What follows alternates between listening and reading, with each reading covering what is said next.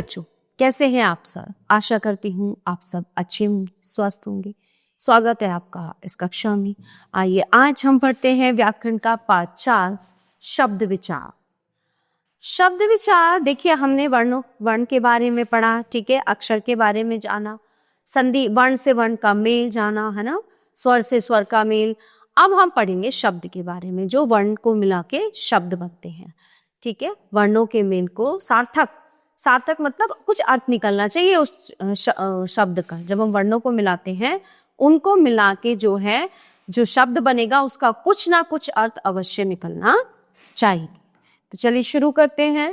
भाषा का प्रयोग करते समय विचारों के रूप में शब्द ही हमारे मुख से बाहर आते हैं, अतः शब्द ही भाषा की वास्तविक संपदा है। वर्णों के सार्थक मेल से शब्द बनते हैं।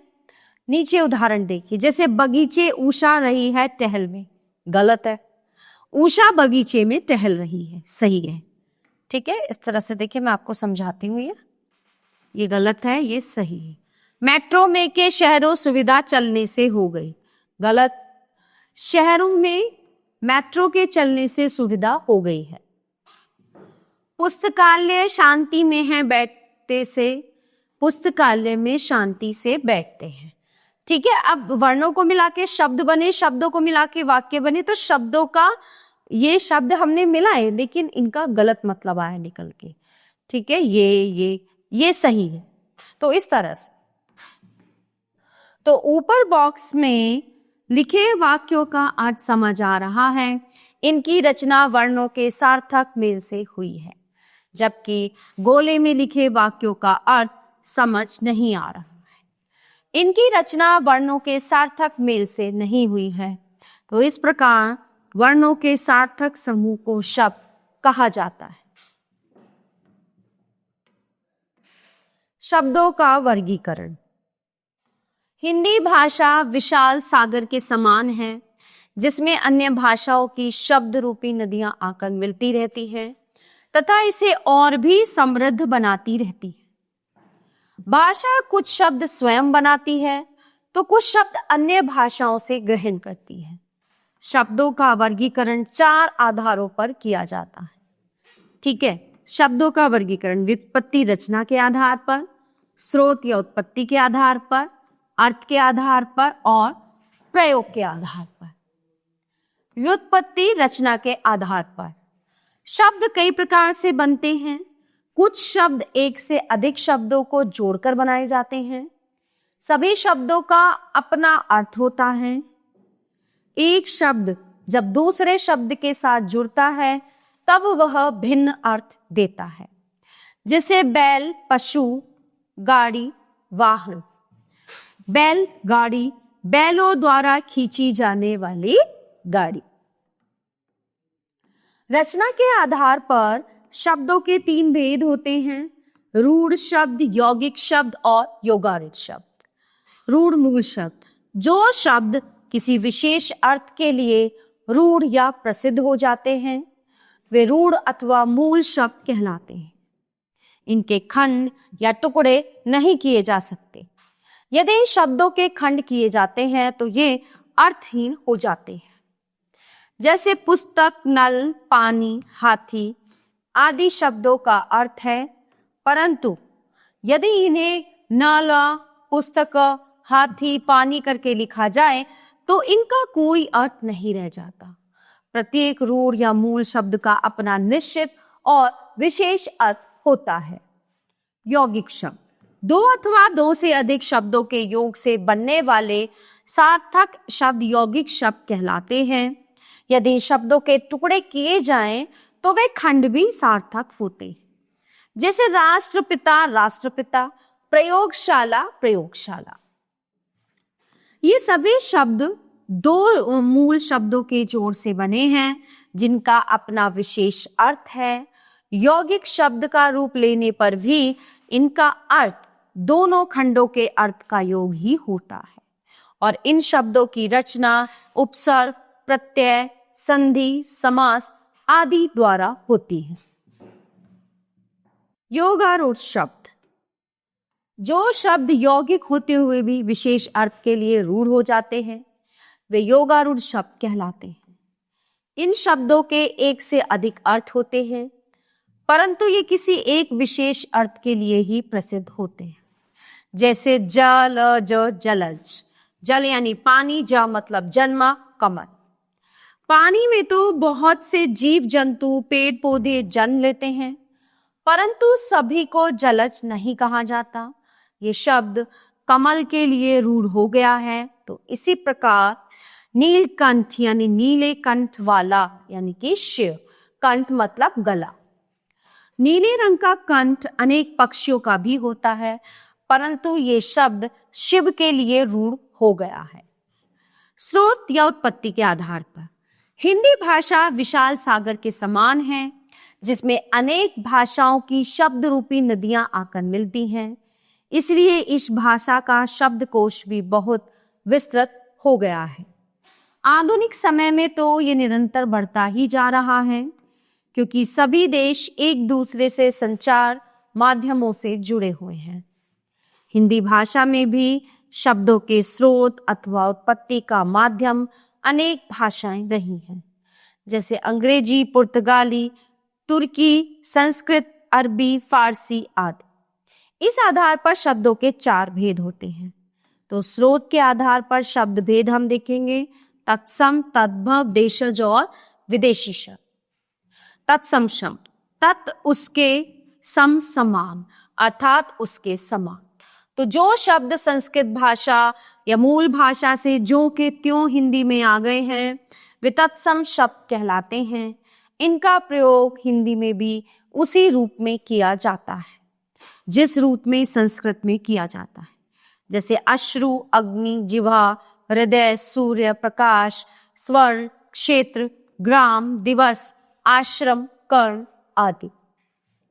तद्भव शब्द, तत् उससे भव पैदा हुआ, अर्थात संस्कृत भाषा से उत्पन्न हुआ। जो शब्द संस्कृत के शब्दों में कुछ बदलाव से बने हैं वे तद्भव शब्द कहलाते हैं, जैसे सत्य सच, दिवस दिन, साय शाम, सूत्र सूत, रात्रि रात, वासर वार। फिर आता है देशज शब्द, देश जम ज अर्थात देश में जन्म। जो शब्द देश के विभिन्न प्रांतों की बोलियों से हिंदी भाषा में आ गए हैं वे देशज शब्द कहलाते हैं, जैसे डिब्बा, पेट, बासन, झंझट, खिड़की, खाट, पगड़ी, धोती, झाड़ू, लोटा, लकड़ी आदि। विदेशी शब्द, विदेश से आया, विदेशी। जो शब्द विदेशी भाषाओं से हिंदी में आए हैं वे विदेशी शब्द कहलाते हैं और इनका प्रयोग बेझिझक हिंदी में किया जाता है। जैसे अंग्रेजी में देखिए टेलीविजन, बैंक नंबर इत्यादि। अरबी में कुर्सी, हवा सुबह इत्यादि। फारसी में दरवाजा, बंदूक, नमक इत्यादि। पुर्तगाल में कप्तान, तंबाकू, तिजोरी इत्यादि। तुर्की कुली, कुर्ता, बीबी इत्यादि। चीनी चाय, पटाखा, लीची इत्यादि। अर्थ के आधार पर, अर्थ की विविधता के आधार पर शब्दों के 6 भेद होते हैं, पर्यायवाची, विलोम, एकार्थक, अनेकार्थक, श्रुति संभिन्नार्थक और अनेक शब्दों के लिए एक शब्द। तो सबसे पहले हम बात करेंगे पर्यायवाची यानी समानार्थी शब्द की। समान अर्थ बताने वाले शब्द पर्यायवाची शब्द कहलाते हैं। इनका प्रयोग एक ही वस्तु, प्राणी के लिए किया जा सकता है, जैसे घमंड, गर्व, अहंकार, अभिमान, दर्प। गंगा, सुरसरी, भगीरथी, मंदाकिनी, देवनदी। विलोम या विपरीतार्थक शब्द, जो शब्द एक दूसरे का विपरीत या उल्टा अर्थ प्रकट करते हैं वे विलोम शब्द कहलाते हैं, जैसे स्वाधीन, पराधीन, हर्ष, शोक। एकार्थक शब्द, जिन शब्दों का केवल एक ही अर्थ होता है उन्हें एकार्थक शब्द कहते हैं। इनका प्रयोग केवल एक ही अर्थ में किया जाता है, जैसे सांप, पहाड़, नदी, मित्र, घर, भाषा आदि। अनेकार्थक शब्द, जो शब्द एक से अधिक अर्थ देते हैं वे अनेकार्थक शब्द कहलाते हैं। ये शब्द संदर्भ या स्थिति के अनुसार अर्थ देते हैं। जैसे कर्ण, कान, कुंती का पुत्र, पत्र, पत्ता, चिट्ठी, भेद, रहस्य, प्रकार, घट, घड़ा, शरीर। इन शब्दों का प्रयोग जिस जिस संदर्भ में किया जाएगा ये उसी के अनुसार अर्थ देंगे। श्रुति सम भिन्नार्थक शब्द, वर्तनी में भी सूक्ष्म अंतर के कारण जो शब्द सुनने में एक जैसे लगते हैं परंतु भिन्न अर्थ देते हैं वे श्रुति सम भिन्नार्थक शब्द कहलाते हैं। जैसे अन्न, अनाज, अवधि भाषा का नाम, अन्न, अनाज, अन्य, दूसरा, अवधि भाषा का नाम और अवधि समय सीमा। अनेक शब्दों के लिए एक शब्द, जिन शब्दों का प्रयोग वाक्यांश अथवा अनेक शब्दों के स्थान पर किया जाता है वे वाक्यांश के लिए एक शब्द अथवा अनेक शब्दों के लिए एक शब्द कहलाते हैं। जैसे जैसे कभी बुढ़ापा न आए, अजर, दूर की सोचने वाला, दूरदर्शी, जो किसी का पक्ष न ले, निष्पक्ष। अब आते हैं हम प्रयोग के आधार पर। व्याकरण की दृष्टि से भाषा में प्रयोग किए जाने वाले शब्दों के दो भेद होते हैं, विकारी शब्द और अविकारी शब्द। विकारी शब्द जो शब्द वाक्य में प्रयोग किए जाने पर लिंग, वचन, कारक, काल के कारण अपना रूप बदल लेते हैं वे विकारी शब्द कहलाते हैं। इनके चार भेद हैं, संज्ञा, सर्वनाम, क्रिया और विशेषण। प्रयोग के अनुसार इनका रूप बदल जाता है। जैसे संज्ञा, बच्चा, बच्चे, बच्चों, चेंज हो गया। सर्वनाम, वह, वे, उनका। विशेषण, मोटा, मोटी, ऊंचा, ऊंची। क्रिया, आता है, आते हैं, आएंगे, आए थे, आती। अविकारी शब्द, अजमा विकार अर्थात जिसमें परिवर्तन न हो।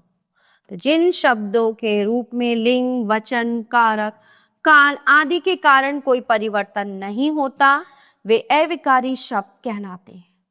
इनके भी चार भेद होते हैं। क्रिया विशेषण, धीरे धीरे, बाहर, जल्दी। संबंध बोधक, से पहले, के बाद, के साथ। समुच्चय बोधक, किंतु, परंतु, अथवा, और। विस्मयादि बोधक, अरे, ओ, वाह, क्या, आदि। प्यारे बच्चों, ये पाठ यहीं पे समाप्त होता है। आशा करती हूँ आपको अच्छे से समझ आया होगा। मिलते हैं अगली कक्षा में। धन्यवाद।